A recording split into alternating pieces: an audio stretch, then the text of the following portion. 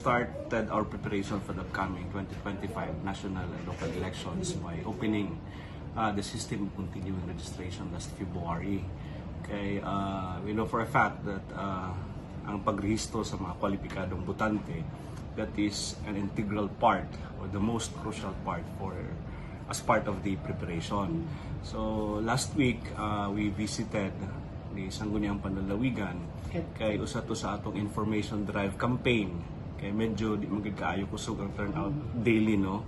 So we are seeking the help of government agencies to help us out with the information campaign, letting the public know nga open na ang atong system for continuing registration of voters as part of the preparation for the upcoming 2025. Kay doon na magkaayo pod kung atong balansihon karon we are less than a year mag-election na sab kita.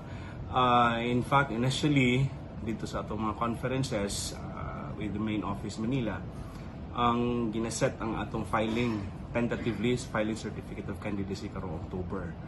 So niya na ta sa atong stage nga medyo seryoso na atong preparasyon para sa maabot nga piniliay. Now, talking about registration of voters, there is one program that I'd like to announce to the public, although the media has been covering about it. Kaning gitawag na itong register anywhere in the Philippines. So meaning, kung ako magparehistro, dili na ako kinahanglan mo uli pa dito sa akong yutang na tawhan o sa iyong lugar kung magparehistro o mag-transfer. Bubisita ko. Meaning is the term? RAP, it's register anywhere in the Philippines.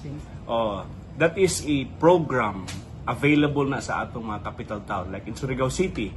No? Ako rehistrado ko sa Surigao City, for example. And then, mubalik ko dito sa Socorro.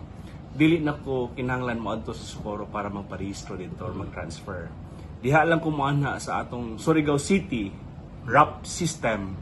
Diha i-accommodate ang akong application, diha na ko i-submit ang akong form, diha ko kuha ng biometrics, and ang Surigao City na ang mag-transport sa akong data dito sa Socorro. So I don't have to go to Socorro to transfer. I just have to visit OC o Surigao City para ma-accommodate ang akong pag-transfer dito. Nakapay wala na to, hindi nakapay requirements.